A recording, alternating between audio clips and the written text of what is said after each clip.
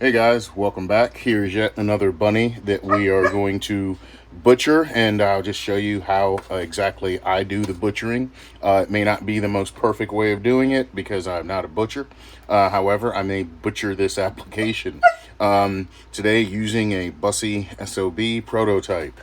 All right, so first thing I do is I look for the blade portion of this joint to quarter out the hindquarters here.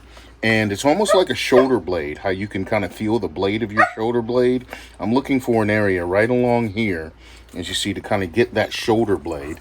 And from there, she just cuts right off. Yeah, we've already done one, so I'll kind of move that over. All right, so same thing here. I'm looking for the blade portion of that shoulder blade, and if you get it just right, you won't have a whole bunch of resistance, and she just comes right off. All right, so that kind of leaves you there. We do the same thing up top. As you see here, there's kind of a blade portion, just like your shoulder blade.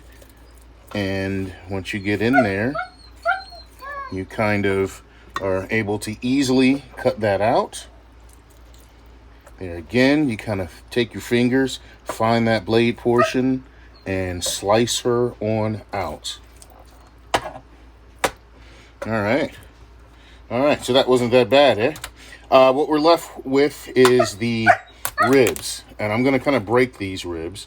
There's not a lot of meat on these ribs. Before I do, there are these little wings here, and sometimes it's easy enough. There's a lot of fat on these, right? So with that little wing portion, sometimes you can just kind of throw that in the frying pan, and it can be a tasty little treat. And I probably cut off a little bit more than I intended to when we originally butchered these on this end, because I don't see as much of that available, but I will cut what's there anyway and kind of throw it here. Okay, so and then what I like to do here, there's not a lot to the ribs, so I just get a little crunch going with the knife and try my best just to cut those off. You can probably hear the dog in the background because she hears and smells meat, raw meat. So there's cutting off the ribs in their entirety, and there's not a lot you can do with the ribs. They don't have a lot of meat on them, and they're basically, for lack of a better phrase, dog food. So kind of use a little bit of force there just to cut those off, and then from there a good sharp knife will take most of that. You can see here the blood. There was some bruising up towards the neck section. That's pretty much how we kill them, using cervical dislocation. So I'm pretty much just going to cut that right off. See there, kind of takes away there, and we're left with this section here. I could probably get away with cutting this in half and getting two pieces out of it. Mainly just because I think these are going into a deep fryer, and it's probably a little bit too big for that. What do you think about right there? Sounds good, hun?